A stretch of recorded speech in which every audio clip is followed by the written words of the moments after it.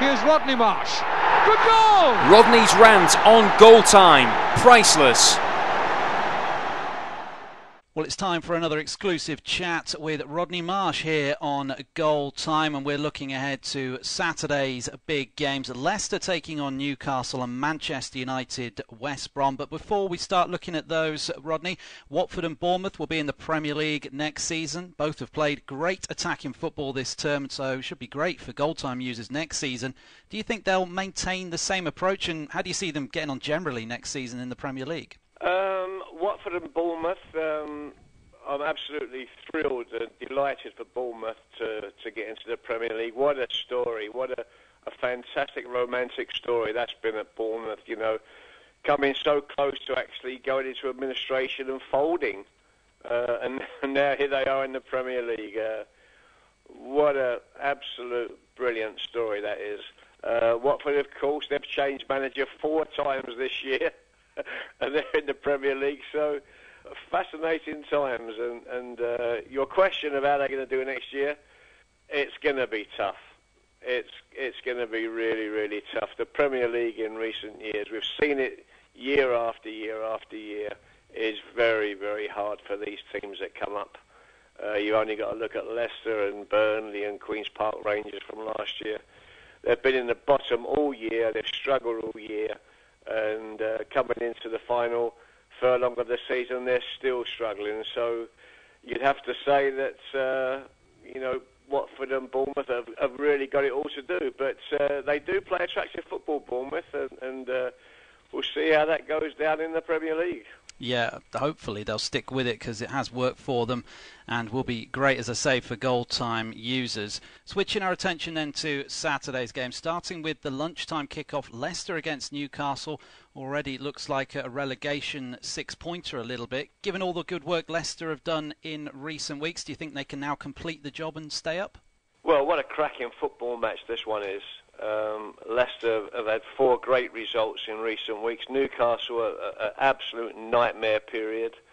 If you'd have said, predict this game about 8 weeks ago, I'd have said it was a banker Newcastle win. Now it's anybody's, and Leicester on great form, playing at home. Newcastle away. You know, they're getting dragged well into it as well. I think we're going to see. I think we're going to see probably a draw in this game.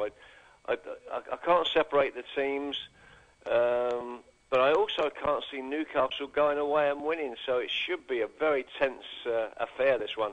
Yeah, there's only been 1 goal in each of the 2 meetings between the 2 sides this season, so it should be another tight encounter. But Leicester came out on top in a tight game last week at Burnley. That will surely give them plenty of confidence that they can secure another narrow victory. Well, Leicester will fancy their chances because they're in such a great run of form. The thing about it is all Leicester's games are tight games. Since they beat Manchester United 5-3 at the beginning of the season, you know, pretty much all of their games have been tight, and it's come down to the odd goal, and I don't expect anything different in this game. You would think that they'd be confident about beating Newcastle, but as I say, it's a desperately close game, and of course Carver at Newcastle, he knows that his job's, you know, he'll be gone, so for next season. So it's a desperate game for both teams.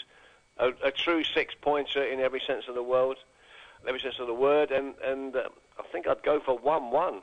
And what do you think has been behind Leicester's turnaround? Because not so long ago they were bottom of the league and looking dead and buried. It's been a remarkable recovery. It certainly has, and it was only 4 games ago they were on 19 points and looked an absolute certainty to get relegated.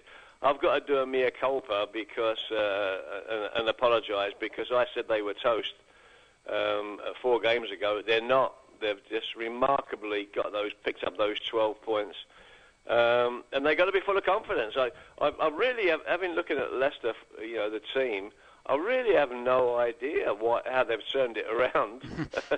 It's the same players, you know, doing the same things.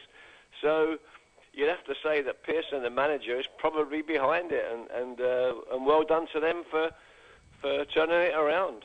And 2 weeks ago I asked you whether you thought Newcastle could go down, and you didn't rule it out after 2 more defeats since then. Yeah. Is it now a more realistic possibility? Very much so. Newcastle, early in the season under Alan Pardew, I think they won 5 on the bounce at one stage. Pardew left, went to Crystal Palace, kind of left Newcastle in the lurch, and Carver's taken over, and he's never been a manager. He's never been a number 1 in my view. He's always been the number 2, assistant. And we're seeing that now because he doesn't seem to get the team motivated. Their disciplinary record is horrible. The last game they lost against Spurs at home 3-1, and they capitulated in that game. So Newcastle are desperately in trouble. The only thing I think that's in their favour is the fact that there are other teams down there that are probably worse than Newcastle, if you can say that, and that's the only thing that's going to save them, because I think they're on 35 points, and there are teams that I don't think are going to get 35 points. But it will be desperately close. What did you make of the abuse that John Carver received during the game against Swansea last week? Is it understandable after 7 defeats on the bounce now? Yeah, the one for me was well, not only is he getting stick, Ashley, the owner's getting unmerciful stick. And the Newcastle fans have every right, so they pay their money, they buy their tickets, they still come out in their 40-odd thousands, and they're getting treated to a load of rubbish, and I can understand why they're infuriated. But I don't see Ashley leaving any time soon, and I think in the summer there's going to be a new manager come on board, and let's hope that they can turn it around. Because they are a big team. Newcastle are not a big team, I shouldn't say big team. They are a big football club. They're no longer a big team. Well, that's the 12:45 game, a potentially very tight affair at the King Power Stadium. Switching our attention to the 5:30 kick-off on goal time. Manchester United taking on West Brom. And how surprised were you with Man United's result last week? It came out of the blue a little bit. It did. They got absolutely mullered at Everton. And I watched the game, and I watched the players, and I watched the body language. And it's almost like they didn't know what they were doing. And in recent weeks they've been terrific. They've had some great results, but it was like they went to default, which is this season is all over the place. Rooney ended up playing in midfield. Fellaini comes off. Falcao comes on. And nothing changes. They took Mata off, and in the end it was the Manchester United team that we saw early in the season again. And I didn't see it coming, but they got absolutely stuffed at Everton. And the big question is now is will they rebound, because they're back at Old Trafford playing West Brom, who are equally useless at the moment. How much do you think Michael Carrick's absence has to do with United's downturn in fortunes, and do they need to find a younger and fitter replacement for him in the summer? Well, Michael Carrick over the years, I think, has been one of the unsung players for both England and for Manchester United. And even before that, when he was at Spurs, I thought he's always been a terrific player. He never gives the ball away. He keeps the game flowing. He's always available for the outpass, and they've missed him desperately in the last couple of games.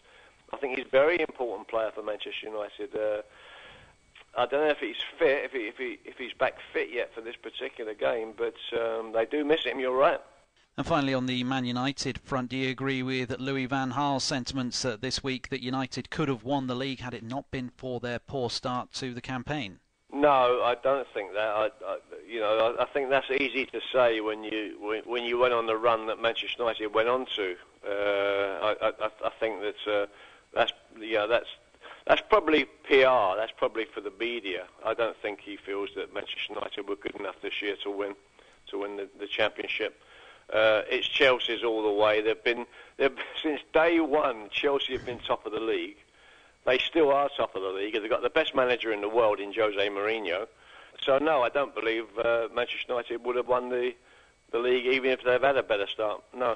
And their opponents on Saturday, West Brom, have gone back to basics recently and kept things tight. Do you think they'll come to Old Trafford, looking to perhaps just take a point from this game? Well, having seen over the years Tony Pulis's teams, they do set up well. They set up defensively, of course. They set out to hit the long ball on the counter. They're probably, Tony Pulis's teams are probably the most unattractive teams to watch play football. They can nick results, and we've seen him before. He's highly successful, and I have no problem with that, even though they don't play proper football.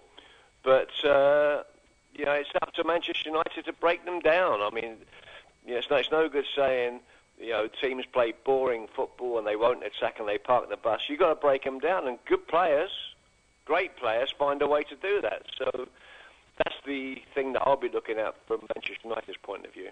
And finally on that game, can I get a score prediction from you? Can you see them breaking West Brom down? Yes, indeed. I see that Manchester United will break them down. I think that the catalyst for Manchester United remains Wayne Rooney and playing Wayne Rooney up top. Robin Van Persie scored 2 goals this week in the under-21s coming back from injury. So maybe Van Persie will start up front with Rooney. But I think Manchester United will win. I think I'm going to go for like a 4-goal game in this one. I'm going to go Manchester United 3, West Brom 1. So potentially a great opportunity for Goal Time users to win their share of £100,000 with the 4-goal jackpot on Goal Time. Thanks, Rodney, for taking the time to join us, and we look forward to speaking to you ahead of Sunday's big matches in the Premier League.